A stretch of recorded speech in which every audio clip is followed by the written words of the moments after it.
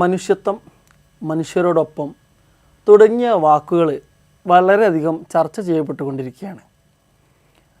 മനുഷ്യത്വം എന്താണ്, അല്ലെങ്കിൽ മനുഷ്യത്വം ഇല്ലാതായിക്കൊണ്ടിരിക്കുകയാണോ, സമൂഹത്തിൽ മനുഷ്യത്വരഹിതമായ സംഭവവികാസങ്ങൾ നടമാടിക്കൊണ്ടിരിക്കുകയാണോ തുടങ്ങിയ ഒരുപാട് ചർച്ചകൾ നടക്കുന്നുണ്ട്. ഇത്തവണ കോഴിക്കോട് സൗത്ത് ജില്ലാ സാഹിത്യോത്സവത്തിൻ്റെ പ്രമേയം ചർച്ച ചെയ്യുന്നത് തന്നെ മനുഷ്യനില്ലാതാകുന്നു, മനുഷ്യരില്ലാതാകുന്നു എന്നുള്ളതാണ്. നമുക്ക് ചർച്ചയിലേക്ക് കടക്കാം. അപ്പോൾ ഈ മനുഷ്യത്വം ഉള്ളതിനെ നമുക്ക് എങ്ങനെ സംസാരിക്കാൻ പറ്റും? മനുഷ്യത്വം, മാനവികത, ഇങ്ങനെയുള്ള സാധനങ്ങളെക്കുറിച്ചാണ് നമ്മളിങ്ങനെ ആലോചിക്കുന്നത്. ആരാണൊരു മനുഷ്യൻ എന്നൊരു ചോദ്യം ഉണ്ടല്ലോ. ലോകത്ത് കഴിഞ്ഞു പോയ എത്രയോ മനുഷ്യരുണ്ടായിട്ടുണ്ട്. ഇപ്പോൾ ഇന്ത്യ ലോകത്തിലെ ഏറ്റവും വലിയ ഒരു രാജ്യമാണ്. എന്തുകൊണ്ടാണ് ലോകത്ത് വിവിധങ്ങളായ നാടുകളിൽ ഇന്ത്യയെ അവർ കുറച്ചുകൂടി ബഹുമാനിക്കുന്നത്, ആദരിക്കുന്നത് എന്തുകൊണ്ടാണ്? ഇന്ത്യ വിദേശികളായ ആളുകൾ ബഹുമാനിക്കുന്നത് എന്തുകൊണ്ടാണ്?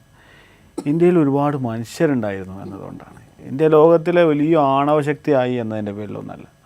ഇന്ത്യക്ക് ഒരുപാട് സൈനിക ശേഷിയുണ്ട് എന്നതിൻ്റെ പേരിലല്ല. ഇന്ത്യ സാമ്പത്തികമായി വലിയ ഒരു നേട്ടമുണ്ടായി എന്നതിൻ്റെ പേരിലൊന്നല്ല. പക്ഷേ ഇന്ത്യ എന്ന് പറയുന്നത് ഒരുപാട് മനുഷ്യർ ഇന്ത്യയിലുണ്ടായിരുന്നു എന്നതിൻ്റെ അടിസ്ഥാനത്തിലാണ് ഇന്ത്യയെ ഈ മനുഷ്യരൊക്കെ ബഹുമാനിക്കുന്നത്. നമുക്കറിയാം, ഗാന്ധിയെ പോലെയുള്ള, നെഹ്റുവിനെ പോലെയുള്ള, അംബേദ്കറിനെ പോലെയുള്ള ആളുകൾ, ഇവരൊക്കെ മനുഷ്യരെ കണ്ടവരായിരുന്നു.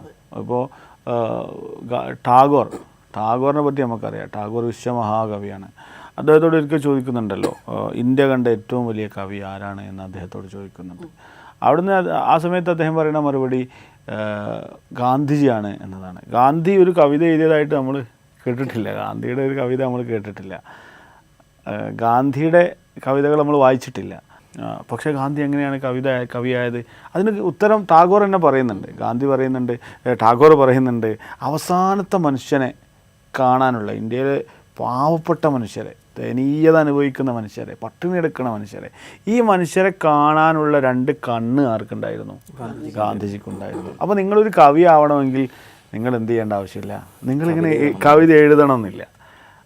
നിങ്ങൾ എന്ത് ചെയ്താൽ മതി, നിങ്ങളുടെ മനസ്സിൽ കവിത ഉണ്ടായാൽ മതി. മനുഷ്യൻ എന്തിനാണ് കവിത എന്നുള്ളൊരു ചോദ്യം ഉണ്ടല്ലോ. മനുഷ്യൻ എന്തിനാണ് കവിത എന്ന് ചോദിച്ചാൽ അത് മനുഷ്യനെ ആർദ്രമാക്കാൻ വേണ്ടിയുള്ളതാണ്.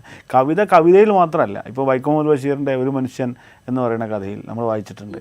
അപ്പോൾ അതിനകത്ത് ഇങ്ങനെ അദ്ദേഹത്തിനെ വിവസ്ത്രനാക്കുന്ന സാഹചര്യത്തിൽ ഒരു ആൾ വന്ന് രക്ഷപ്പെടുത്തുകയും അങ്ങനെ അവസാനം ഈ ബഷീറിനെ കൂട്ടി പുറത്തേക്ക് പോയി വിജനമായൊരു സ്ഥലത്തെത്തുമ്പോൾ ഇതിൽ ഏതാണ് നിങ്ങളെ പേഴ്സ് എന്ന് ചോദിക്കുന്നുണ്ട്. അപ്പോഴാണ് ഇതൊരു പോക്കറ്റ് അടിക്കാരനാണ് എന്ന് ബഷീർ തിരിച്ചറിയുന്നത്, അദ്ദേഹത്തിന് മനസ്സിലാവുന്നത്.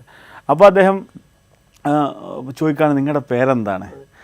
പേരെന്താണെന്ന് ചോദിക്കുമ്പോൾ അദ്ദേഹം പറയുന്നത് പേരില്ല. അപ്പോൾ ബഷീർ പറയുന്ന ഒരു മറുപടി ഉണ്ട്. എന്താണ് അദ്ദേഹം പറയുന്നത്? ദയ എന്നായിരിക്കും. ആ ദയ എന്ന വാക്കിൻ്റെ പേരാണ് സത്യത്തിൽ എന്ത്? മനുഷ്യത്വം അല്ലെങ്കിൽ കവിത എന്ന് പറയുന്നത്. ഈ മനുഷ്യത്വത്തിൻ്റെ മറ്റൊരു പേരാണ് കവിത. കവിതയും മനുഷ്യത്വവും രണ്ടല്ല, ഒന്ന് തന്നെയാണ്. അതുകൊണ്ടാണ് കാളിദാസൻ പറയുന്നത്, കണ്ണീരിന് പുറകെ പോകുന്നവനാണ് കവി എന്ന് കാളിദാസൻ പറയുന്നുണ്ട്. നമ്മൾ പലപ്പോഴും കവികൾ എന്തുകൊണ്ടാണ് സന്തോഷം പറയാത്തത്? നമ്മൾ ഈ കൊട്ടാരം കവികൾ ദുഃഖമാണ് അവർ പറയുന്നത്, സങ്കടങ്ങളാണ് പറയുന്നത്. അപ്പോൾ എന്തുകൊണ്ടാണ് ഇങ്ങനെ ഈ സങ്കടങ്ങൾ മാത്രം പറയുന്നത്? ഒരു കവിക്ക് എപ്പോഴും അതിനെ പറ്റുള്ളൂ. അല്ലെങ്കിൽ ഒരു കവിത വിരിയണമെങ്കിൽ അയാൾക്കൊരു ഫീലിംഗ്, ദുഃഖം ഉണ്ടാവണം. അല്ലെങ്കിൽ ഒന്നൊരിക്കലും നമ്മളെ ദുഃഖമായിരിക്കണം.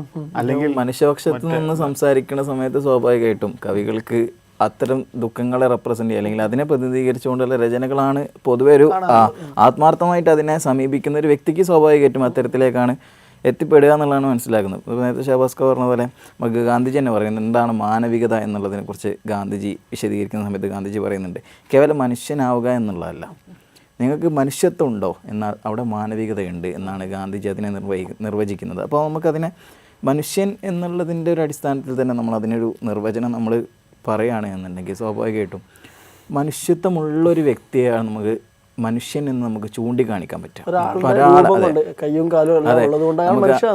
കേവലം ഒരു അദ്ദേഹത്തിൻ്റെ പുറമോടികളെ കൊണ്ടോ അല്ലെങ്കിൽ അദ്ദേഹത്തിൻ്റെ ഇടപെടലുകൾ കൊണ്ടോ അല്ലെങ്കിൽ ഈ ഭൂമിയിലേക്ക് നമ്മൾ ഈ വർഗ്ഗങ്ങളെ, ഇപ്പം മൃഗങ്ങൾ, പക്ഷികൾ എന്നൊക്കെ പറയുന്നത് പോലെ ഒരു വർഗ്ഗമായി തിരിച്ചുകൊണ്ട് മനുഷ്യൻ എന്ന് നമുക്ക് എല്ലാവരെയും കൂടി വിശേഷിപ്പിക്കാൻ കഴിയില്ല എന്നുള്ളത് തന്നെയാണ്. കാരണം മനുഷ്യത്വം എന്നുള്ളൊരാശയത്തെ നമ്മൾ പ്രതിഫലിപ്പിക്കുന്ന സമയത്ത് അത് മുന്നോട്ട് വെക്കുന്ന ഒരുപാട് മൂല്യങ്ങളുണ്ട്. യഥാർത്ഥത്തിൽ നമ്മുടെ സമൂഹത്തെ തന്നെ ചേർത്ത് നിർത്തുന്ന വലിയൊരാശയവും ഈ മൂല്യങ്ങൾ തന്നെയാണ്. ഇപ്പം സമകാലികമായിട്ടുള്ള വിഷയങ്ങളൊക്കെ നമ്മൾ ചർച്ച ചെയ്യുമ്പോൾ നമ്മുടെ ഇടയിൽ ഒരുപാട് നമുക്ക് പ്രതിസന്ധികളെക്കുറിച്ച് നമ്മളിങ്ങനെ ഒരുപാട് ചർച്ച ചെയ്യുന്നുണ്ട്. ഉദാഹരണത്തിന് ഇപ്പോൾ നമുക്ക് ഗസ നമുക്കൊരു നോവായിട്ട് നമ്മുടെ ഉള്ളിൽ ഇങ്ങനെ നേറിക്കൊണ്ടിരിക്കുന്നുണ്ട്.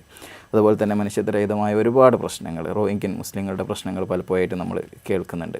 അങ്ങനെ തുടങ്ങി ഒരുപാട് പ്രയാസങ്ങൾ നമ്മൾ കേൾക്കുന്ന സമയത്തും ആ സമയത്തൊക്കെ ഈ ചേർത്ത് പിടിക്കലുകൾ ഉണ്ടാകുമ്പോൾ അല്ലെങ്കിൽ അവരോടുള്ള സമീപനങ്ങളെക്കുറിച്ചിട്ടുള്ള ആവിഷ്കാരങ്ങൾ ഇങ്ങനെ പുറത്തുനിന്ന് വന്നുകൊണ്ടിരിക്കുമ്പോൾ അത് നമുക്ക് തരുന്ന ഒരു ആശ്വാസവും അതുപോലെ തന്നെ ഒരു തണലും ഒക്കെ ഉണ്ട്. ഇപ്പം നേരത്തെ ദർവേഷിൻ്റെ കവിതയൊക്കെ നമ്മൾ പറയാറുണ്ടല്ലോ, എത്രത്തോളമായിരുന്നു ആ ഒരു ദർവേഷിൻ്റെ കവിതകൾ ഗസയെക്കുറിച്ചുള്ള സമൂഹത്തിനൊരു കാഴ്ചപ്പാട് നൽകിയത്. അത്തരത്തിൽ നമ്മുടെ ചുറ്റുവട്ടത്തുള്ള ആളുകൾ മനുഷ്യരോടൊപ്പം ചേർന്ന് നിന്നുകൊണ്ട് അല്ലെങ്കിൽ അവരുടെ ആ ഒരു മനുഷ്യത്വത്തെ പുറത്ത് കൊണ്ടുവരുമ്പോൾ അതിൻ്റെ ബാഹ്യ പ്രകടനങ്ങളെ ചേർത്ത് വെക്കുമ്പോഴാണ് യഥാർത്ഥത്തിൽ നമ്മുടെ സമൂഹം തന്നെ വിപുലമാവുകയും അത് സമൂഹത്തിന് അതിൻ്റെ ഒരു ചട്ടക്കൂട് സാധ്യമാവുകയും ചെയ്യുന്നത് നമ്മളെ മനുഷ്യത്തിൻ്റെ ആശയങ്ങൾ ചേർന്ന് വരുമ്പോഴാണെന്ന് നമുക്ക് മനസ്സിലാക്കാൻ കഴിയും. നേരത്തെ ഇൻട്രോയിൽ സൂചിപ്പിച്ചതുപോലെ തന്നെ മനുഷ്യത്വം ഇല്ലാതായി പോകുന്നുള്ള ഒരു വ്യാകുലത വ്യാപകമായിട്ടുണ്ട്. യഥാർത്ഥത്തിൽ മനുഷ്യത്വം മരിച്ചോ അല്ലെങ്കിൽ മനുഷ്യത്വം കുറഞ്ഞുകൊണ്ടിരിക്കുന്നു, എന്താ നിങ്ങൾ പറയുന്നത്? മനുഷ്യത്വം ആളുകൾ സ്വന്തത്തിലേക്ക് ചുരുങ്ങുന്നു എന്നത് വളരെ പ്രധാനപ്പെട്ട സ്വാർത്ഥത എന്നതിന് പറയാൻ പറ്റുമെന്ന് അറിഞ്ഞൂടാ. കുറച്ചുകൂടി എന്താ പറയുക, ആളുകൾക്കെല്ലാം ലഭ്യമാണ് മൊബൈൽ ഫോണുകളിലേക്ക്, സ്വന്തത്തിലേക്ക്, ഇങ്ങനെ ചുരുങ്ങി പോകുന്ന മനുഷ്യരുണ്ട്. അപ്പോൾ അവർക്ക് ഈ മറ്റുള്ള മനുഷ്യരെ കാണാൻ സത്യത്തിൽ കഴിയുന്നില്ല. അതൊരു വളരെ ഒരു പരിമിതിയാണല്ലോ. അതൊരു ജനറേഷൻ്റെ പ്രശ്നമാണ് എന്നൊന്നും പറയാൻ കഴിയില്ല. ഇപ്പോഴത്തെ മനുഷ്യർക്ക് എന്ത് ചെയ്യാൻ പറ്റുന്നില്ല, അവർ വേറുള്ളൊരു മനുഷ്യനെ വായിക്കാൻ പറ്റുന്നില്ല. നമ്മളെന്തിനാണ് പുസ്തകം വായിക്കുന്നത് എന്നുള്ളൊരു ചോദ്യം ഉണ്ടല്ലോ.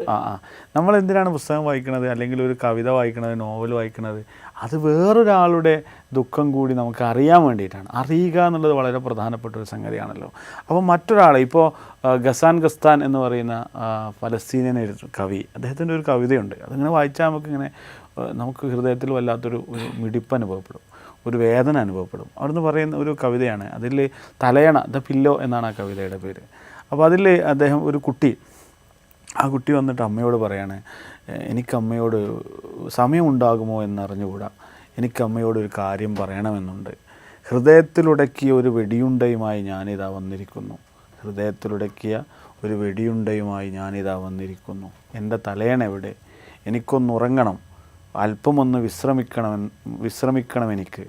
എന്നിട്ട് ആ കുട്ടി പറയാണ്, യുദ്ധമെങ്ങാനും വന്ന് മുട്ടി വിളിക്കുകയാണെങ്കിൽ അമ്മ പറഞ്ഞാൽ മതി, അമ്മയുടെ മകൻ ഉറങ്ങുകയാണെന്ന്. എന്ന് പറഞ്ഞാൽ നമ്മൾ പലപ്പോഴും ഇസ്രായേലിൻ്റെ ഈ ടാങ്കറുകൾക്ക് നേരെ കല്ലെടുത്തെറിയുന്ന കുഞ്ഞുങ്ങളെ കണ്ടിട്ടുണ്ട്.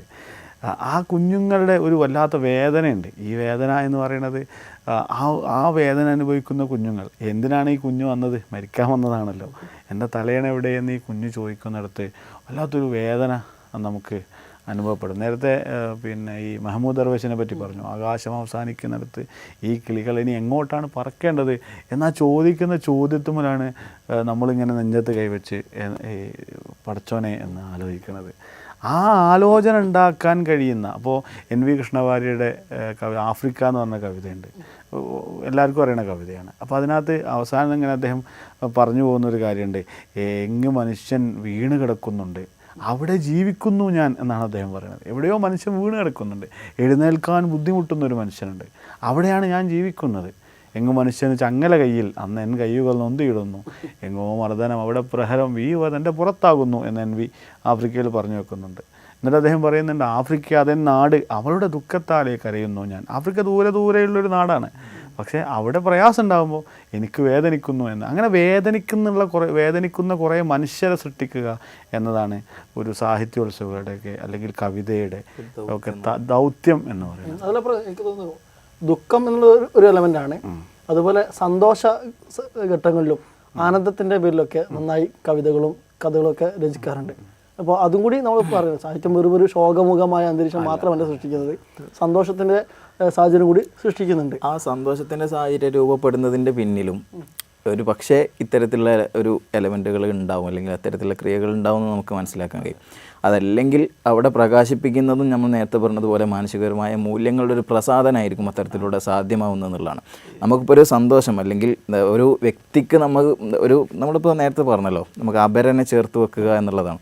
ഇപ്പം നമ്മൾ ഇസ്ലാമിൽ ഒരുപാട് അത്തരത്തിൽ അതിനെ പ്രോത്സാഹിപ്പിക്കുന്ന ഒരുപാട് ഹദീസുകൾ നമുക്ക് കാണാൻ കഴിയും. ഒരു അപരൻ്റെ ഹൃദയത്തിൽ നിങ്ങൾ എപ്പോഴാണോ നിങ്ങളൊരു സന്തോഷം നിങ്ങൾക്ക് ഇട്ടുകൊടുക്കാൻ സാധിക്കുന്നത്, അപ്പോഴാണ് നിങ്ങളൊരു മുഅ്മിനോ അല്ലെങ്കിൽ അതൊരു സ്വതക്കയാണ് എന്ന് പഠിപ്പിക്കുന്നുണ്ട്. അതുപോലെ തന്നെ നിങ്ങളുടെ സഹോദരനെ നിങ്ങളെപ്പോലെ കാണുന്നതുവരെ നിങ്ങളൊരു യഥാർത്ഥ വിശ്വാസിയാവുകയില്ല എന്നുള്ളൊരു ഹദീസുണ്ട്. അതെ, അയൽവാസി പട്ടിണി എടുക്കുക. അങ്ങനെ അതിനെ ഈ ഒരു മാനവിക സങ്കല്പത്തെ പ്രോത്സാഹിപ്പിക്കുന്ന ഒരുപാട് അങ്ങനത്തെ ഹദീസുകൾ തന്നെ നമുക്ക് കാണാൻ കഴിയും. ഇവിടെയൊക്കെ ചേർത്ത് വെക്കുന്ന ഒരു കാര്യം എന്ന് പറയുന്നത് ഇപ്പം നമ്മൾ നിലവിൽ ഇപ്പോൾ സംഭവിച്ചുകൊണ്ടിരിക്കുന്ന പ്രശ്നങ്ങളുടെയൊക്കെ ഞാൻ മനസ്സിലാക്കിയൊരു കാരണം എന്നുള്ളത് സാമൂഹികപരമായിട്ട് ഒരു അപരത്വം സൃഷ്ടിക്കാനുള്ള ശ്രമങ്ങൾ. അത് അതെ, ഒരു ഇപ്പം നമ്മൾ ഒരു വ്യക്തിയെക്കുറിച്ച് ഇപ്പം നമ്മളിപ്പോൾ പൊതുവെ വരുന്ന മാധ്യമ വാർത്തകൾ നമ്മുടെ മുമ്പിലേക്ക് എത്തുമ്പോൾ സമൂഹം അതിനെ നോക്കിക്കാണുന്ന അതിൻ്റെ ഏറ്റവും പ്രധാനപ്പെട്ട ഒരു ഉദാഹരണമായിട്ട് ഇപ്പോൾ ഒരു സ്വർണ്ണക്കടത്തിൻ്റെ കേസ് നമ്മളൊരു റിപ്പോർട്ട് ചെയ്ത് മുമ്പിലേക്ക് വരുന്ന സമയത്ത് ഒരു പൊതുജനത്തിലുള്ള അല്ലെങ്കിൽ അതിനെ വീക്ഷിക്കുന്ന ഒരു വ്യക്തി ആദ്യം അതിലേക്ക് നോക്കുന്നത് ആ വ്യക്തിയുടെ പേരെന്താണ്, ആ പേരറിയേണ്ടത് എന്തിനാണ്, ആ വ്യക്തിയുടെ മതം എന്താണ് എന്നറിയാൻ വേണ്ടിയിട്ടാണ്. അതെ, അപ്പോൾ അതിലൂടെ അദ്ദേഹം നിർവചിക്കാൻ ശ്രമിക്കുന്നത് എന്താണ്, അദ്ദേഹം എൻ്റെ അപരനാണോ എന്നുള്ള ഒരാശയത്തെയാണ് അദ്ദേഹം അവിടെ സൃഷ്ടിക്കാൻ വേണ്ടി ശ്രമിക്കുന്നത്. അത്തരത്തിൽ അദ്ദേഹം എന്താണ് അദ്ദേഹത്തിൻ്റെ പേര് എന്ന് ചെയ്യുന്ന സമയത്ത് യഥാർത്ഥത്തിൽ അവിടെ സൃഷ്ടിക്കപ്പെടുന്നത് എന്താണ്, അദ്ദേഹം അപരനാണ്. അദ്ദേഹം ഒരു അന്യമത വിശ്വാസിയാണ് എന്നുണ്ടെങ്കിൽ സ്വാഭാവികമായിട്ടും ഓക്കെ അതെൻ്റെ അപ്പുറത്ത് നിൽക്കുന്നൊരു വ്യക്തിയാണെന്നുള്ളതാണ്. സാമൂഹികമായിട്ട് നമ്മൾ ഇപ്പോൾ സംഭവിച്ചുകൊണ്ടിരിക്കുന്ന നമ്മുടെ ഇന്ത്യയിലടക്കം അല്ലെങ്കിൽ നമ്മുടെ സാമൂഹികമായിട്ട് നമ്മുടെ ചുറ്റുവട്ടത്തിലൊക്കെ നഷ്ടപ്പെട്ടുകൊണ്ടിരിക്കുന്ന ഈ ഒരു മാനവിക സങ്കല്പത്തിൻ്റെ അല്ലെങ്കിൽ ആ ഒരു ആശയം ചോർന്നു പോകുന്നതിൻ്റെ പ്രധാന കാരണം എന്നുള്ളത് ഇത്തരത്തിലുള്ളൊരു അപരത്വത്തെ സൃഷ്ടിക്കാൻ വേണ്ടിയിട്ടുള്ള ശ്രമങ്ങൾ രാഷ്ട്രീയപരമായിട്ടും മതപരമായിട്ടും ഒക്കെ പല ഘട്ടങ്ങളിലായി കോണുകളിലായിട്ട് നടന്നുകൊണ്ടിരിക്കുന്നുണ്ടെന്നുള്ളൊരു കാരണമായിട്ട് മനസ്സിലാക്കാൻ കഴിയും. മൻസൂർ സാർ ചോദിച്ചതിൽ നിന്നിങ്ങനെ സന്തോഷം എപ്പോഴാണ് ഉണ്ടാവുന്നത് എന്നുള്ളൊരു ചോദ്യം ഉണ്ടല്ലോ. ഇപ്പോൾ ഒരു സങ്കടം ഉണ്ടാവുന്നു, ഒരാൾക്കൊരു സങ്കടം ഉണ്ടാവുന്നു, ഒരു പട്ടിണി കിടക്കുന്ന ഒരു മനുഷ്യനെ കാണുന്നു, അയാൾക്ക് നമ്മൾ ഭക്ഷണം കൊടുക്കുന്നു, അപ്പോൾ അവിടെ സന്തോഷം ഉണ്ടാവുന്നു. അപ്പോൾ കവിത എന്തിൻ്റെ ആയി മാറുന്നു? ആത്യന്തികമായി കവിത സന്തോഷത്തിൻ്റെ തന്നെയാണ്, സങ്കടത്തിൻ്റെതല്ല. എപ്പോഴാണ് ഈ സങ്കടങ്ങൾ നിവർത്തിക്കാൻ ഒരാൾ ശ്രമിക്കുന്നു? ഈ ഓർമ്മകാവ്യങ്ങൾ, ഈ വിലാപകാവ്യങ്ങളൊക്കെ ഇപ്പോൾ നമ്മുടെ മാമ്പഴം അതുപോലുള്ള കവിതകളൊക്കെ കുഞ്ഞിൻ്റെ ഓർമ്മകളിലൊക്കെ വലിയ ശരിക്കും ഹാർട്ട് ടച്ചിങ് എന്ന് പറയുന്നത്. അതെ, പക്ഷേ ഇപ്പോൾ നിമിഷപ്രിയയുടെ വിഷയങ്ങൾ നമ്മളിങ്ങനെ ചർച്ച ചെയ്തുകൊണ്ടിരിക്കുന്നത്. ഈ ഉസ്താദ് ഈ വിഷയത്തിൽ വലിയ ഇടപെടൽ നടത്തി. ഉസ്താദിൻ്റെ അടുത്ത് പലപ്പോഴും നമ്മളൊക്കെ പോയിട്ടുണ്ട്. ഉസ്താദിൻ്റെ ഒരു സമീപനം എന്താണെന്ന് വെച്ചാൽ ഉസ്താദിനോട് നമ്മളൊരു പ്രയാസം പറയുന്നു, ആ പ്രയാസം പറയുന്ന ആ നിമിഷത്തിൽ ആ പ്രയാസം ഉസ്താദിൻ്റെ പ്രയാസമായി മാറുന്നു. ഉസ്താദ് ഏറ്റെടുക്കും. ഉസ്താദിൻ്റെ മുഖത്ത് നോക്കിയാൽ നമുക്കത് മനസ്സിലാവും. വല്ലാത്തൊരു സങ്കടം ഇങ്ങനെ നേരിക്കുന്നത് കാണാം. ഇനി നമ്മളൊരു സന്തോഷം പറയണം, ഉസ്താദെ എനിക്കൊരു കുഞ്ഞുണ്ടായി എന്ന് ഉസ്താദിനോട് പറയുമ്പോൾ അത് ആ സമയത്ത് ഉസ്താദിൻ്റെ മനസ്സിൽ വല്ലാത്തൊരു സന്തോഷം പ്രാർത്ഥന. അപ്പോൾ ഉസ്താദ് ദുആ ചെയ്തു തരും. സന്തോഷം ഉണ്ടെങ്കിലും പ്രയാസം ഉണ്ടെങ്കിലൊക്കെ ആ ദുആ ശരിക്കും മനസ്സ് തട്ടി ഉസ്താദിൻ്റെ മുഖത്ത് നമുക്കത് ഫീൽ ചെയ്യും. അതാണ് ഞാൻ പറഞ്ഞത്. അപ്പോൾ അതാണ് സത്യത്തിലൊരു മനുഷ്യത്വം എന്ന് പറയുന്നത്. അപ്പോൾ അവരന് സന്തോഷം ഉണ്ടാവുന്നു. അതൊരു വളരെ പ്രധാനപ്പെട്ട സംഗതിയാണല്ലോ. ഉസ്താദിൻ്റെ മാത്രമല്ല, നമ്മൾ മഹാന്മാർ ഇപ്പോൾ ഇത് ജീവിക്കുന്നവരും മരിച്ചവരുമായ മഹാന്മാരെല്ലാവരുടെയും ജീവിതശൈലി ഇപ്പോൾ നമുക്ക് ഇപ്പോൾ ദർബാറിൽ അജ്മീർ ദർബാറിൽ ചെന്നാൽ, അപ്പോൾ അങ്ങനെ മമ്പുറത്ത് ചെന്നാൽ, മടവൂർ ചെന്നാൽ, ഇങ്ങനത്തെ മഹാന്മാർ ഇത് ഒരു ഇസ്ലാമിക് ഒരു മതത്തിൻ്റെ ഒരു തന്നെയാണ്, ആ ഫീൽ തന്നെയാണ് സംഭവം. അപ്പോൾ അവിടെയൊക്കെ ചെന്നാൽ ജീവിച്ചിരിക്കുന്നവരും മരിച്ചിരിക്കുന്നവരും അവരാരോ എടുത്ത് ചെന്നാലും ഈ ഫീൽ നമുക്ക് കിട്ടും. അവർ നമ്മളെ ഫീൽ, നമ്മളെ വേദന അവർ ഏറ്റെടുത്തായിട്ട് ഫീൽ ചെയ്യുന്നു. മനുഷ്യർക്ക് സന്തോഷം ഉണ്ടാകുമ്പോൾ ഒരാൾക്ക് സന്തോഷം ഉണ്ടായി എന്ന് കേൾക്കുമ്പോൾ എനിക്കും സന്തോഷം ഉണ്ടാവുന്നു. അതാണല്ലോ ഏറ്റവും പ്രധാനപ്പെട്ട ഒരു സംഭവം. അത് നഷ്ടപ്പെട്ടു പോകുന്നു എന്നുള്ളത് ഈ പുതിയ കാലത്ത് നമ്മൾ അനുഭവിക്കുന്ന ഒരു സംഗതിയാണ്. അസൂയ, ദേഷ്യം, പക ഒക്കെ ഉണ്ടാവുന്നു. അതിനെ കുറെ കൂടി ദൂരീകരിക്കുന്ന ഒരു സംഗതിയാണ് ഈ പറഞ്ഞ സാധനം. അപ്പോൾ കവിത ഒരിക്കലും എന്തല്ല ഒരു വിരഹത്തിൻ്റെ സംഗതി മാത്രമല്ല, വേദനയുടെ സംഗതി മാത്രമല്ല. അത് പലപ്പോഴും എന്താണ്, അത് സന്തോഷത്തിൻ്റെ കൂടിയാണ്. പക്ഷേ ഈ അർത്ഥത്തിലാണ് അതിന് സന്തോഷം ഉണ്ടാവുന്നത് എന്നതാണ് അതിൻ്റെ ഒരു യാഥാർത്ഥ്യം. ഇപ്പോൾ മതേതരത്വം എന്നുള്ളൊരു പ്രശ്നമുണ്ട്. ഇപ്പോൾ ഒരു മനുഷ്യനാവണമെങ്കിൽ, ഒരു മനുഷ്യത്വമുള്ള ആളാവണമെങ്കിൽ അവളൊരു മതേതരനാവണം. ഈ മതേതരത്വം എന്നുള്ള വേർഡ് തന്നെ മതരാഹിത്യം എന്ന രൂപത്തിലേക്ക് മാറുന്നുണ്ട്. ഇപ്പോൾ ചിലരൊക്കെ പറയുന്നത് ഞാൻ ഒരു മതത്തിലും വിശ്വസിക്കാത്ത ആളാണ്, ഇതാണ് എൻ്റെ മതേതരത്വം. അങ്ങനെ മതേതരത്വമല്ല നമ്മൾ ഇന്ത്യയിലുള്ളത്. അത് നമ്മൾ യഥാർത്ഥത്തിൽ ഭരണഘടനാപരമായിട്ട് തന്നെ ഇപ്പോൾ സുസ സൂചിപ്പിച്ചതുപോലെ ഭരണഘടനമായിട്ട് ആ വിഷയം ചർച്ച ചെയ്യുന്ന സമയത്ത് തന്നെ നമുക്ക് ഇന്ത്യയിൽ ഇപ്പം നമ്മൾ സെക്യുലറിസം എന്നുള്ളത് 42ാം ഭേദഗതിയിലൂടെയാണ് നമ്മൾ ആഡ് ചെയ്യുന്നത്. ഏത് വിധത്തിലുള്ള മതേതരത്വത്തെയാണ് നമ്മൾ സ്വീകരിക്കുന്നത് എന്നുള്ളൊരു ചോദ്യം അവിടെ ഉയർന്നു വരുന്നുണ്ടായിരുന്നു. അഥവാ നമ്മുടെ മുമ്പിലുണ്ടായിരുന്ന ഒരു പാശ്ചാത്യൻ മതേതരത്വ സങ്കല്പം എന്നുള്ളത് മതനിരാസത്തെ മുമ്പോട്ട് വെക്കും. അതെ, മതരാഹിത്യം അഥവാ ഒരു മതത്തെയും നമ്മൾ അംഗീകരിക്കുന്നില്ല എന്നുള്ളൊരാശയമാണ് യഥാർത്ഥത്തിൽ ഈ പാശ്ചാത്യൻ മതേതരത്വം എന്നുള്ളത് കൊണ്ട് ഉദ്ദേശിക്കുന്നത്. അതിന് യഥാർത്ഥത്തിൽ വിഭിന്നമായിട്ടാണ് നമ്മുടെ ഭരണഘടനയിൽ മതേതരത്വം എന്ന ആശയത്തെ നമ്മൾ നിർവചിക്കുന്നത്. ഓരോരുത്തർക്കും ഇഷ്ടമുള്ള മതം അവർക്ക്, അതായത് രാജ്യത്തിന് പൊതുവായിട്ടൊരു മതമില്ല. രാജ്യം ഒരു മതത്തെ മുന്നോട്ട് വെക്കുന്നില്ല. അതേസമയം ഏത് വ്യക്തിക്കും അദ്ദേഹത്തിന് ഇഷ്ടമുള്ള മതം അത് വിശ്വസിക്കാനും അത് നമ്മൾ ആ സെക്യുലറിസം എന്നുള്ള ആമുഖത്തിലുള്ള ആശയത്തെ 25-ാം ആർട്ടിക്കിളിനോട് നമ്മൾ ചേർത്ത് വായിക്കുമ്പോൾ പ്രാക്ടീസ് പ്രൊഫസർ പ്രൊപ്പഗേറ്റ് എന്ന് നമ്മൾ പറയുന്ന ഏത് തരത്തിൽ നമുക്കതിന് പ്രചരിപ്പിക്കാനുള്ള അവകാശം വരെ നമ്മുടെ മൗലികാവകാശമായി ചേർത്ത് വെച്ചൊരു ഭരണഘടനയുള്ള രാജ്യത്താണ് നമ്മൾ ജീവിക്കുന്നത് എന്നുള്ളത്. ഇന്ത്യൻ ഭരണഘടനയുടെ ആമുഖത്തിൽ ആദ്യവാക്യം തന്നെ we the people of India എന്നാണ്. ഒരു പക്ഷേ ആ സമയത്ത് ആ കാലത്ത് ഇന്ത്യയിൽ ജീവിക്കുന്ന ഒരു 90% മനുഷ്യരും ഏതെങ്കിലും മതവിശ്വാസികളായിരുന്നു. വളരെ ചുരുങ്ങിയ കുറേ മനുഷ്യർ. അപ്പോൾ ചോദ്യം ഉന്നയിക്കുകയാണ് ഇന്ത്യ ആരുടേതാണ് എന്ന ചോദ്യം വന്നപ്പോൾ എല്ലാ മനുഷ്യരുടേതാണ് എന്ന അന്ന് ജീവിച്ചിരുന്ന അന്നത്തെ വലിയ കാഴ്ചപ്പാടുള്ള നമ്മുടെ രാഷ്ട്രീയ നേതാക്കളുടെ we the people of India എന്ന് ചേർത്ത് വെക്കുന്നിടത്തുള്ള നമ്മൾ ഭരണഘടനയുടെ ഡിബേറ്റ് കുറിച്ച് ചോദിച്ചാൽ നമുക്ക് മനസ്സിലാവും. In the name of God എന്ന പേരിൽ ഭരണഘടന ആരംഭിക്കണം എന്നുള്ള ചർച്ച നടക്കുന്നുണ്ട്. പക്ഷെ ആ സമയത്തും നമ്മളിപ്പോൾ ഒരു ആശയമായിട്ട് നമ്മൾ ചേർത്ത് വെക്കുമ്പോൾ നമുക്ക് മനസ്സിലാകുന്നത് അവിടെ ഏറ്റവും മുഴങ്ങിക്കേട്ടൊരു ആവശ്യം എന്നുള്ളത് നമ്മളെല്ലാവരുടേതും കൂടിയാണ്. നമുക്ക് എങ്ങനെയാണ് നമുക്ക് സ്വാതന്ത്ര്യം ലഭിച്ചത്, നമുക്ക് ഈ ഒരു ഘട്ടത്തിലേക്ക് നമുക്ക് എങ്ങനെയാണ് നമ്മൾ ഈ ഒരു ഭരണഘടന രൂപീകരിക്കാൻ വേണ്ടി ഒരു അസംബ്ലി വരാനും നമുക്ക് സ്വന്തമായിട്ടൊരു ഭരണഘടന ഉണ്ടാക്കാനുള്ള തലത്തിലേക്ക് നമ്മൾ എങ്ങനെ എത്തിച്ചേർന്നു എന്നുള്ളതിൻ്റെ ഒരു പ്രകാശനാണ് യഥാർത്ഥത്തിൽ ആ തുടക്കം നമ്മൾ ഇന്ത്യൻ ജനത എന്ന് പറയുന്നത് we the people of India എന്നുള്ളൊരു ആശയം യഥാർത്ഥത്തിൽ നിർവചിക്കുന്നത് എന്നുള്ളതും കൂടിയാണ്.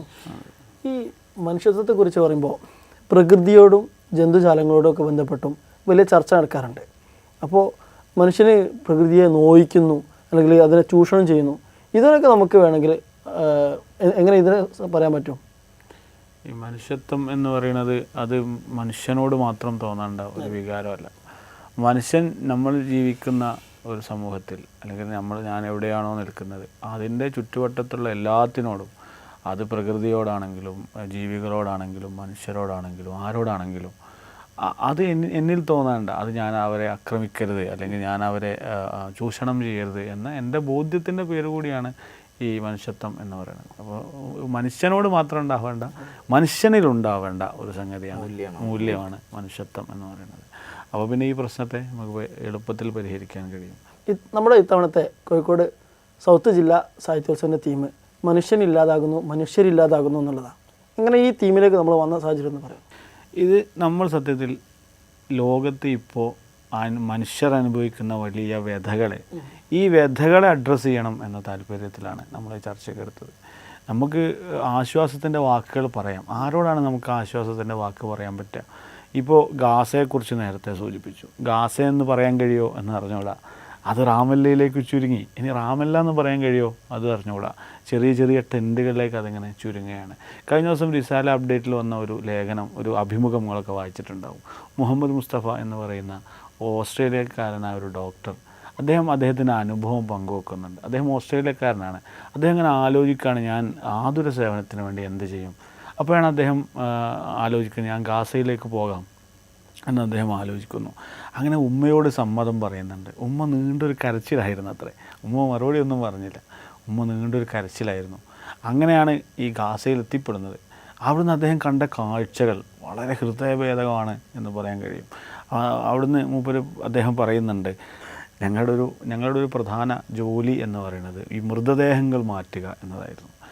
അങ്ങനെ ഞങ്ങൾ ഈ ചെറിയ കുഞ്ഞുങ്ങളുടെയൊക്കെ മൃതദേഹങ്ങൾ ഇങ്ങനെ എടുത്തിട്ട് ഈ പ്ലാസ്റ്റിക് കണ്ടെയ്നറിലേക്ക് ഇങ്ങനെ മാറ്റുന്ന സമയത്ത് അതിന് ചിലപ്പോൾ തല ഉണ്ടാവില്ല. അപ്പോൾ മേലാസകലം ഒരു തരിപ്പ് ഇങ്ങനെ കടന്നു പോകുന്നുണ്ട്.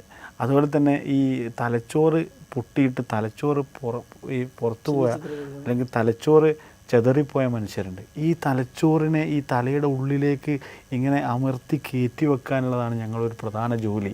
കാരണം എന്താ വെച്ചാൽ ഈ കുഞ്ഞുങ്ങളുടെ ഉമ്മയും ബാപ്പയും അച്ഛനും അമ്മയും ഒക്കെ എന്ത് ചെയ്യും, ഇവരെ കാണാൻ വേണ്ടി വരും. ഈ തലച്ചോറ് പുറത്തു ചാടിയ ഈ കുഞ്ഞുങ്ങളെ കാണുക എന്നുള്ളത് വലിയ സങ്കടമാണല്ലോ. അപ്പോൾ അവരാ ഷോക്കിൽ നിന്ന് മോചിപ്പിക്കേണ്ട ഒരു പണി ഞങ്ങൾക്കായിരുന്നു എന്ന് അദ്ദേഹം പറയുന്നുണ്ട്. രോഗികളെ ചികിത്സിക്കാൻ അപ്പുറം അവർക്കുള്ള ജോലി മരണപ്പെട്ട മൃതദേഹങ്ങളെ പരിപാലിക്കുക. അത്രമേൽ വല്ലാത്ത നമ്മുടെ മനസ്സിനെ, ഇതൊക്കെ നമ്മൾ എങ്ങനെയാണ് ഒരു കവിതയിൽ ആവിഷ്കരിക്കുക?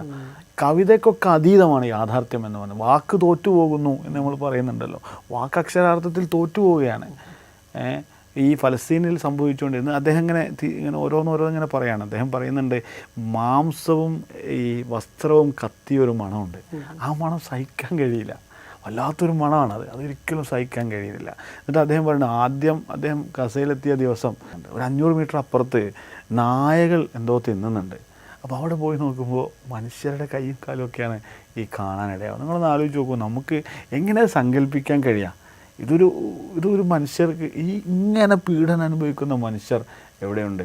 നമ്മുടെ ചുറ്റുവട്ടത്തുണ്ട്. ഗാസ എന്ന് പറയുന്നത് നമ്മുടെ വീടല്ല, നമ്മുടെ അയൽവക്കത്തൊരു വീടാണ്, നമ്മുടെ തൊട്ടയൽവക്കത്തൊരു വീടാണ്, കുറച്ച് ദൂരമേ ഉള്ളൂ അല്ലേ? ആ വീട്ടിലാണ് ഈ വേദന ഉണ്ടാകുന്നത്. ഇതിനെ കാണാതെ പോകുന്നത്, ഇത് എപ്പോഴല്ലാതെ ഇപ്പോഴല്ലാതെ പിന്നെ എപ്പോഴാണ് നമ്മൾ ഈ വേദനകളെക്കുറിച്ച് പറയുക? ഈ വേദനകളെക്കുറിച്ച് നമുക്ക് പറയാൻ ഇപ്പോഴേ കഴിയുള്ളൂ. മിണ്ടാതിരിക്കാൻ കഴിയില്ല. മനുഷ്യത്വമുള്ള ഒരാൾക്കും എന്ത് ചെയ്യാൻ കഴിയില്ല, ഇതിന് മിണ്ടാതിരിക്കാൻ കഴിയില്ല. ഇതിൽ ഭയങ്കര എന്നെ ഏറ്റവും കൂടുതൽ സ്വാധീനിച്ച, എന്നെ സ്പർശിച്ചൊരു രംഗം ഈ അനുഭവത്തിലുണ്ട്. അതിൽ അദ്ദേഹം പറയുന്നുണ്ട്, അദ്ദേഹം ഇങ്ങനെ നടന്നു പോവാണ്, താമസ സ്ഥലത്ത് നിന്ന് ഈ ഹോസ്പിറ്റലിലേക്ക് ഇങ്ങനെ നടന്നു പോവാണ്.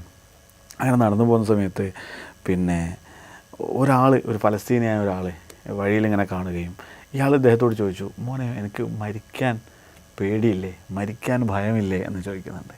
ഇത് ചോദിക്കുന്ന സമയത്ത് ഈ ഫലസ്തീനിയായ ഈ ചെറുപ്പക്കാരൻ തിരിച്ചു പറയാണ്, ഞങ്ങളെന്നേ മരിച്ചു കഴിഞ്ഞല്ലോ എന്നാണ്, ഞങ്ങൾക്കിനി സമയം കുറിച്ച് തന്നാൽ മതി, എപ്പോഴാണ് ഞങ്ങൾ പോകേണ്ടത് ആ സമയം കിട്ടിയാൽ മതി എന്ന് പറയുന്ന ഒരു വല്ലാത്തൊരു അനുഭവം. എന്നിട്ട് അദ്ദേഹം പറയുന്നുണ്ട്, മുഹമ്മദ് മുസ്തഫ എന്ന് പറയുന്ന ഡോക്ടർ, അദ്ദേഹം പറയുന്നുണ്ട്, ഞാൻ എല്ലാ സമയം വാങ്ങ് കൊടുത്താൽ അപ്പം ഞാൻ നിസ്കരിക്കുമായിരുന്നു എന്നാണ്, കാരണം എപ്പം വേണമെങ്കിലും മരണപ്പെടാം. പക്ഷേ ഞാൻ പറഞ്ഞു വന്നതെന്താ അറിയോ, ഈ മനുഷ്യർ ഞാൻ മരിച്ചല്ലോ എന്ന് ചിന്തിക്കുന്നൊരു മനുഷ്യരുണ്ടല്ലോ, അവരെ എങ്ങനെയാണ് കീഴ്പ്പെടുത്തുക? അവരെ പരാജയപ്പെടുത്താൻ കഴിയില്ലല്ലോ. ഞാൻ നിന്നെ കൊല്ലും എന്നാണ് പറയാനുള്ളത് അല്ലേ? അവസാനം പറയാനുള്ള സംഗതി അതാ, ഞാൻ നിന്നെ കൊല്ലും. പക്ഷെ അയാൾ പറയണത് ഞാൻ മരിച്ചു എന്നാണ്. പിന്നെ അവരെങ്ങനെ കൊല്ലാൻ പറ്റുക? വല്ലാത്ത ഒരു, നമ്മളൊക്കെ വായിച്ചിരിക്കേണ്ട ഒരു അനുഭവമാണ് ഇതെന്ന് പറയുന്നത്. അതിങ്ങനെ നമ്മൾ തുടർന്നിങ്ങനെ വായിക്കുമ്പോൾ ഇതിൽ ഒരുപാട് സംഗതികളുണ്ട്. ഇദ്ദേഹം അവിടുന്ന് മറ്റൊരു സ്ഥലത്തേക്ക് പോകുന്ന സമയത്ത് അവിടുന്ന് ഒരു ഉമ്മ 40 ദിവസമായി ചൂടുള്ള എന്തെങ്കിലും കഴിച്ചിട്ട്, ചൂടുള്ളൊരു ഭക്ഷണം കഴിച്ചിട്ട് 40 ദിവസമായി. ഈ ഉമ്മയാണ് പിന്നെ ഒരു പാത്രത്തിൽ കുറച്ച് അവിടുത്തെ റൊട്ടിയും ഭക്ഷണമൊക്കെ ആയിട്ട് ഇയാളെടുത്ത് വരികയാണ്, ഈ മുഹമ്മദ് മുസ്തഫ അടുത്ത് വരികയാണ്. എന്നിട്ട് ഇത് നിങ്ങൾ കഴിച്ചോളൂ എന്ന് പറയാണ്. അപ്പോൾ ഇവർ തിരിച്ചു പോയിക്കാണ്, നിങ്ങൾക്ക് എങ്ങനെ അത് കഴിയുന്നത്? 40 ദിവസമായി പട്ടിണി എടുക്കുന്ന ഒരു മനുഷ്യനാണ് എന്ത് ചെയ്യണത്, ഈ കൊണ്ടു കൊടുക്കണത്. അപ്പോൾ ആ ഉമ്മ പറയാണ്, നിങ്ങൾ ഞങ്ങൾക്ക് വേണ്ടി ഇത്രയും കഷ്ടപ്പെട്ടില്ലേ, നിങ്ങൾക്ക് തരാൻ ഇതേ ഉള്ളൂ എന്ന് പറയുന്ന ഒരു മനുഷ്യർ ആ നാട്ടിൽ ജീവിക്കുന്നുണ്ട്. അത് നമ്മളെ വല്ലാതെ അസ്വസ്ഥപ്പെടുത്തേണ്ട ഒന്നുകൂടിയാണ്. നമ്മൾ ചെറിയ പ്രശ്നങ്ങളൊക്കെ ഉണ്ടാകുമ്പോൾ നമ്മൾ തളർന്നു പോകുന്ന മനുഷ്യരല്ലേ. അവിടെ മേൽക്കൂരകൾക്ക് മുകളിൽ ബോംബ് വന്ന് വീണിട്ട് മേൽക്കൂര തകർന്നു പോവാണ്. എന്നിട്ട് ആ തകർന്നു പോയ മേൽക്കൂരക്ക് താഴെ അടിച്ചു വാരിയിട്ട് അതിൻ്റെ സൈഡിൽ ഒരു കഹ്വൻ്റെ ഒരു പാത്രം വെച്ചിട്ട് ആളുകൾക്ക് കഹ്വ കൊടുക്കുന്ന ഉമ്മമാരുടെ നാടാണ് ശരിക്കും ഫലസ്തീൻ എന്ന് പറയുന്നത്. നമ്മളെ കശ്മീരിലും അതുപോലെ തന്നെ ഉയ്ഗുർ മുസ്ലിംസ് ഇങ്ങനെ പീഡനം അനുഭവിക്കുന്നവർക്കൊക്കെ തന്നെ ഇത്തരത്തിലുള്ള ഒരുപാട് കഥകൾ പറയാനുണ്ട്. അപ്പോൾ എനിക്ക് തോന്നുന്നു, വേദനിക്കുമ്പോഴാണ് യഥാർത്ഥത്തിൽ ഈ മനുഷ്യത്വം കൂടുതൽ പ്രകടമാകുന്നത്. അല്ലാതെ വരുമ്പോൾ നേരത്തെ സൂചിപ്പിച്ച പോലെ തന്നെ ആസ്വാദനം, നല്ല സന്തോഷം ലഭിക്കുമ്പോൾ മറ്റുള്ളവനെ മറക്കുന്നു. എന്നാൽ ഒരു വേദന വരുമ്പോൾ മറ്റുള്ളവരെ കുറിച്ച് ഓർക്കുകയും അതിற்கு വേണ്ടി കാര്യങ്ങൾ ചെയ്യുകയും. അതിൽ ഇപ്പം നമ്മൾ നേരത്തെ തന്നെ സൂചിപ്പിച്ചു, അത് എവിടെയാണ് നമുക്ക് മനുഷ്യത്വത്തിൻ്റെ പ്രകടമായ രൂപങ്ങളെ ദർശിക്കാൻ സാധിക്കുക എന്നുള്ളത് ചോദിക്കുന്നിടത്ത് സ്വാഭാവികമായിട്ടും വേദനകളുള്ളിടത്തുനിന്നും കൂടിയാണ്. പിന്നെ അതിലൂടെ നമ്മൾ കണ്ടെത്തുന്ന സന്തോഷങ്ങൾ നമ്മൾ പല വിധേന നമ്മൾ പ്രകാശിപ്പിക്കുന്നു മാത്രം. ഉദാഹരണത്തിന് ഇപ്പം മനുഷ്യത്വത്തിൻ്റെ ഒരു മൂല്യങ്ങളായിട്ട് നമ്മൾ കാണുന്ന കരുണയായാലും സഹാനുഭൂതി, നേരത്തെ നമ്മൾ സൂചിപ്പിച്ച ആർദ്രത, ഇത്തരത്തിൽ ഈ ഒരു അടിസ്ഥാനത്തിലൊക്കെ തന്നെയാണ് നമ്മൾ എന്ത് ചെയ്യുന്നത്, മനുഷ്യത്വം എന്നുള്ളൊരു ആശയത്തെ നമ്മൾ നിർവചിക്കാൻ വേണ്ടി ശ്രമിക്കുന്നത്. അപ്പോൾ നമുക്ക് എപ്പോഴാണ് നമുക്കൊരു കരുണ ഒരു വ്യക്തിയോട് തോന്നേണ്ടത്, എപ്പോഴാണ് നമുക്കൊരു സഹാനുഭൂതി വരേണ്ടത്?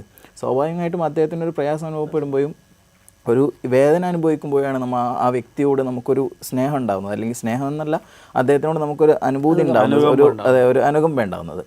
അപ്പം അതാണ് അതിൻ്റെ ഒരു വേദനയുടെ ചേർത്ത് വെക്കുമ്പോൾ നമുക്ക് അതിനോട് വായിക്കാനുള്ളൊരു വശം എന്ന് പറയുന്നത് ആ ഒരു തരത്തിലും കൂടിയാണ്. മറ്റൊരർത്ഥത്തിൽ നമ്മളതിനെ പറയുന്ന സമയത്ത് മനുഷ്യത്വം എന്നുള്ള ആശയം നേരത്തെ മൻസൂർ സാർ സൂചിപ്പിച്ചതുപോലെ ഈ മൃഗങ്ങളോട്, നമ്മുടെ പരിസ്ഥിതിയോട് നമ്മളെങ്ങനെ ഇടപെടേണ്ടതുണ്ട് എന്നുള്ളൊരു ചോദ്യം കൂടി പ്രധാനമാണ്. അവിടെ ആദ്യം അതിൻ്റെ ഒരു അടിസ്ഥാനപരമായ ആശയം നമ്മൾ മനസ്സിലാക്കേണ്ടത്, ഈ ഭൂമിയിലുള്ള എല്ലാം നിർമ്മിക്കപ്പെട്ടത് മനുഷ്യനാണ് എന്നുള്ളൊരു ബോധ്യത്തിലൂടെയാണ് നമ്മളിപ്പം നിലവിൽ ജീവിച്ചുകൊണ്ടിരിക്കുന്നത്. അതൊരു യാഥാർത്ഥ്യം കൂടിയാണ്. കാരണം ഈ ഉത്കൃഷ്ടരായിട്ടുള്ള അല്ലെങ്കിൽ ഇതര ജീവജാലങ്ങളിൽ നിന്ന് വ്യത്യസ്തമായിട്ട് എന്താണ് മനുഷ്യൻ്റെ ഒരു പ്രത്യേകത എന്ന് ചോദിക്കുന്ന സമയത്ത് മനുഷ്യന് വേണ്ടിയിട്ട് നിർമ്മിക്കപ്പെട്ടതാണ്, മനുഷ്യനാണ് ഇവിടുത്തെ ഒരു ഉന്നതമായിട്ടുള്ള ജീവി എന്ന് പറയുന്നത്. ഈവൻ നമ്മൾ മറ്റുള്ള പ്രകൃതിയുടെ ഇപ്പം എന്തിനാണ് പാമ്പുകളെ നമ്മൾ സൃഷ്ടിച്ചത് എന്ന് ചോദിക്കുമ്പോൾ ഈ അന്തരീക്ഷത്തിലുള്ള വിഷ വസ്തുക്കൾ അത് വലിച്ചെടുക്കുന്നുണ്ടെന്ന് പറയുന്നുണ്ട്.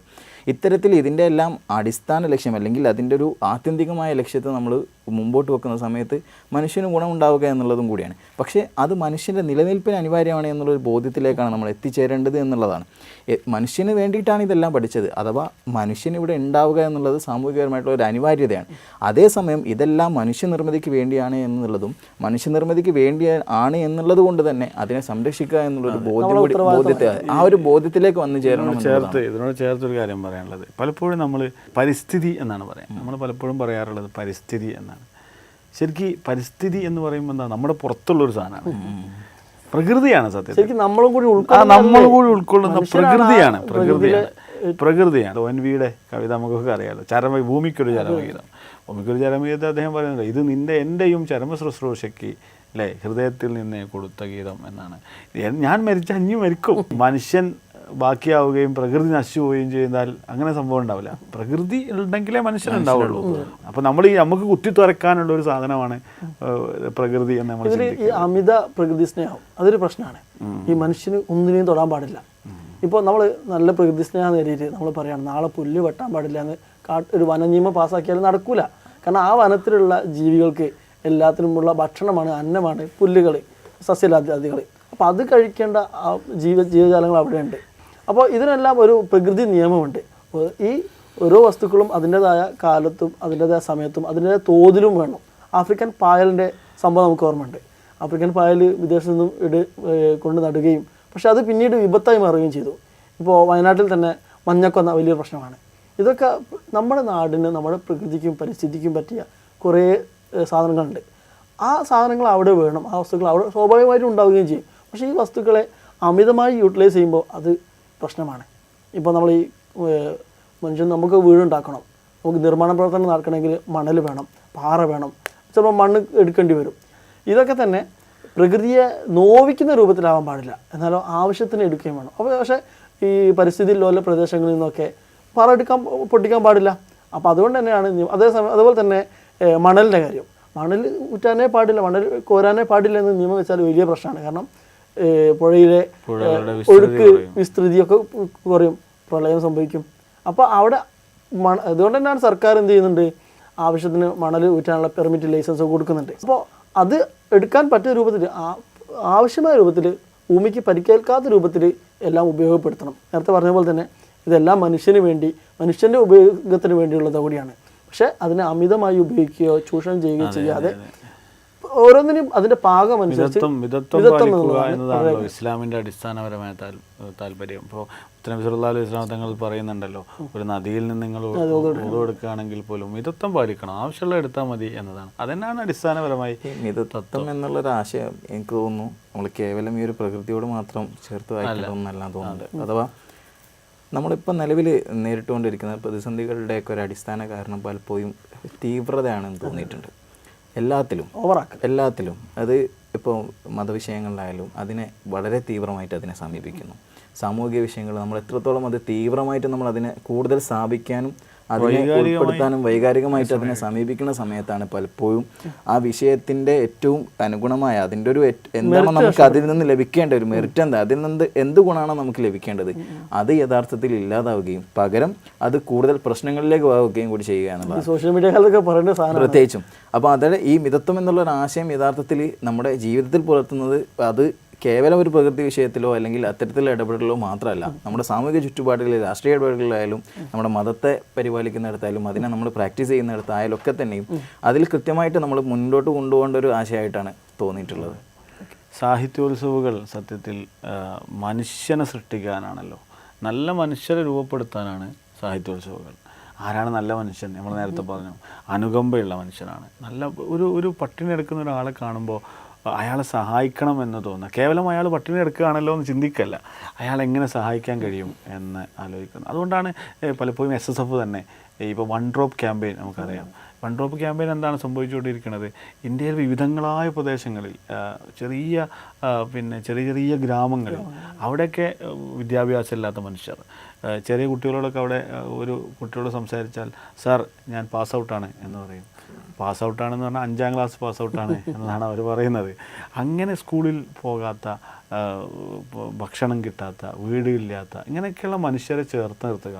ഈ സാഹിത്യോത്സവങ്ങൾ അതിൻ്റെ ഒരു ബാക്കി പത്രമാണ് ഇത്.